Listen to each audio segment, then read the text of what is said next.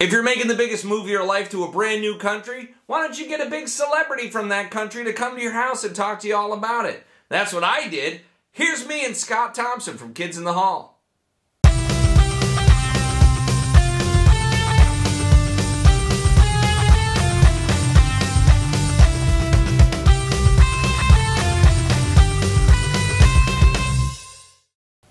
Hey folks, welcome to I Don't Speak Canadian. It's your old pal Kurt Long, and I'm so excited for you to see this upcoming video.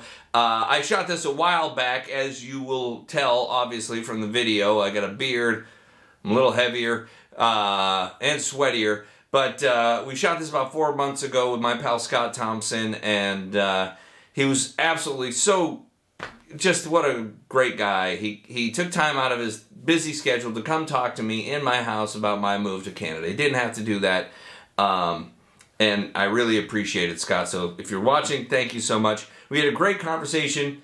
This is just a little tidbit of it. We talked for over an hour and a half, so you're only going to get little bits of it right here. And this is basically, what does it mean to be Canadian? What are Canadians like? How do I become a Canadian? All that kind of stuff.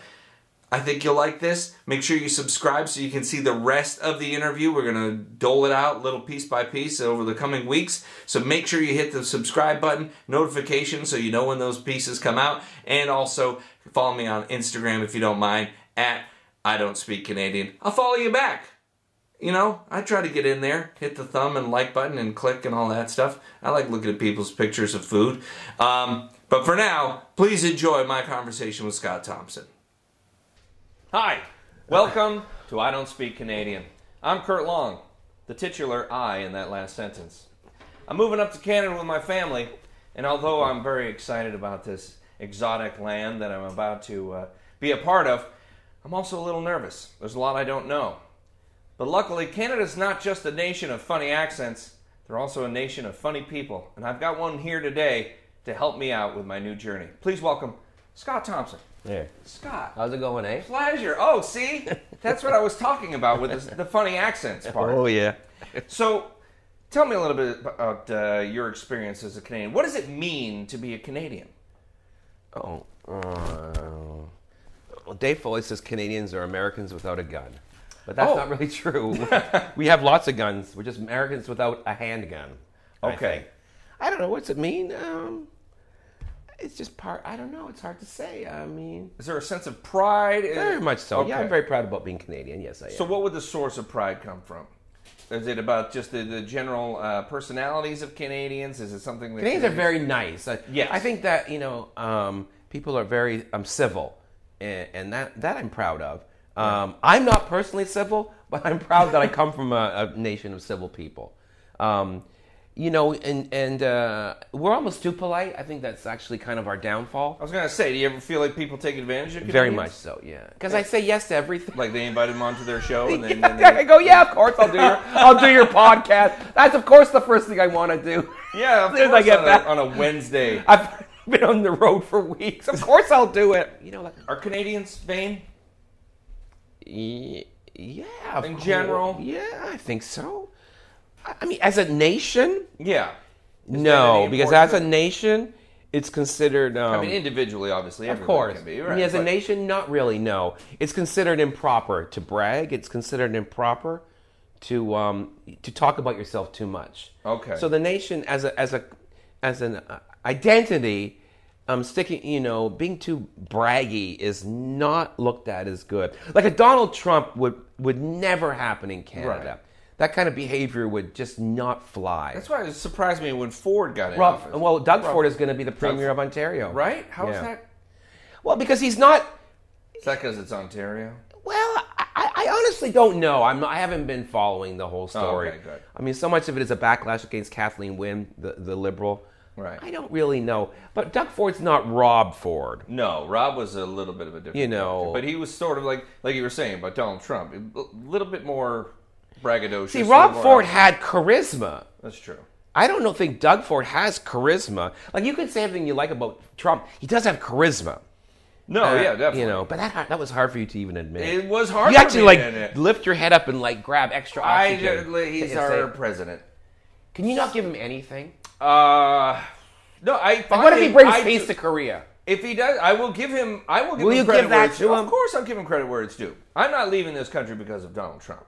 No, that's what I'm thinking. But I'm 'Cause definitely. I don't believe anyone really It does. doesn't hurt. Right. Okay. Yeah, you were talking about Canada. Famous people or celebrity isn't really a thing. No. What's the difference? What is the difference? Well, in Canada, there's no real star system. French Canada has a star system, but English Canada does not. Okay. And I think that's partly because living so close to you guys, it's almost impossible to be heard over the din. You know, I mean, I don't mean that in an insulting way. No, you couldn't. Because I'm in the din. I came to the din. Yes, you journeyed Right? over here. I like it. And but no, in Canada, in English Canada, the only celebrities are basically journalists, politicians, or hockey players.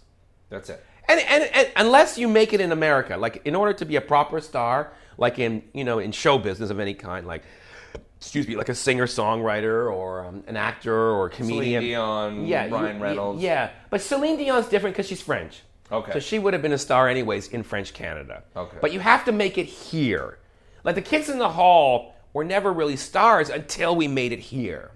And we never even here, we never really made it. We've always been a cult. And I mean, we were big, but we were never SNL big. Well, yeah. And that's tough. But even so, even us, like, no, they don't build on careers, which is why I'm here. Okay. And so you wouldn't say you call yourself a typical Canadian? No, I'm actually not. No, you're not. Like I'm kind of I'm a little embarrassing as a Canadian. Really? Other people say that? Other Canadians? I think that's how I think the fact that I'm actually very ambitious and I'm kind of nakedly ambitious, right, is considered a little embarrassing. It's not the way for Canadians. No, like the Kids in the Hall with the five of us, like I was the one that was going, no, we're going to be stars.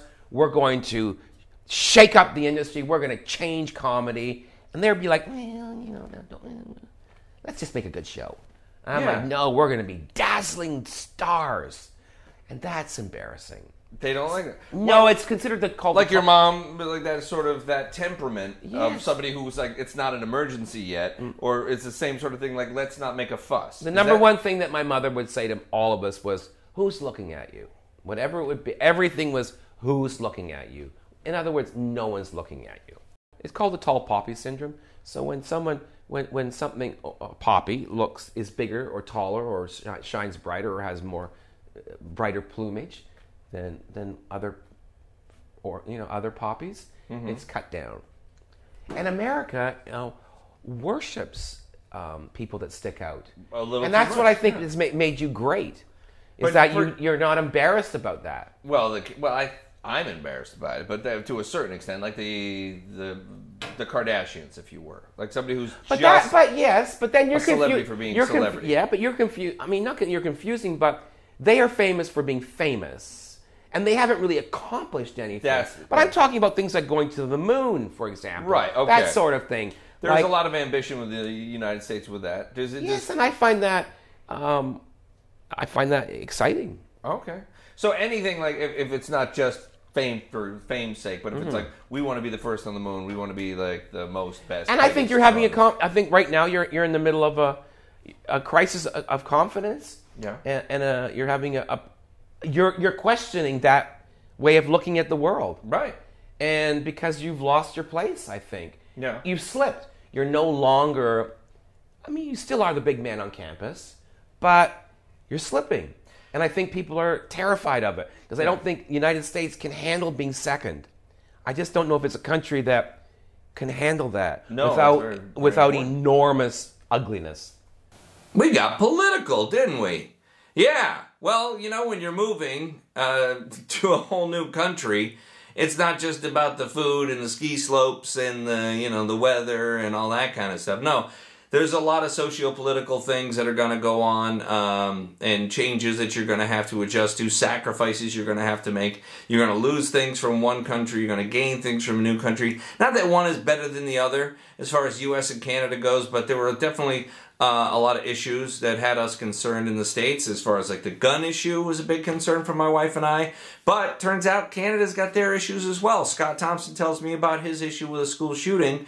in a later episode that you'll see if you hit the subscribe button, hit the notifications button. You'll hear Scott talk. It's deep, it's moving, it's poignant, and at times funny. But because that's just, Scott can't help but make things funny. So do me a favor, follow Scott on whatever social media he's doing. I don't think he's such a big fan of it, but if you can find him, follow Scott and tell him you saw him on I Don't Speak Canadian, and thank him for helping me out. And what's that, Trudeau? You're right. Almost forgot. Gotta thank my crew. Matt, Joey, Adam, Shaq, and of course Chris. That's my crew. They helped me make my house into a set and make this wonderful production. I can't promise that kind of production value ever again on this show. I'm going to try my best, but when you have friends like that, that's, you know, again, the biggest bummer about moving is you miss your friends and the people you love and come to count on. But guys, thank you so much.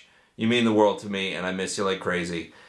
Folks, for you at home watching, thank you for watching. We'll have more with Scott Thompson. We'll have more with me, with lighter stuff. Me eating foods and then trying to ice skate and things like that you do in Canada. Coming up on I Don't Speak Canadian. But for now, out of here, hosers.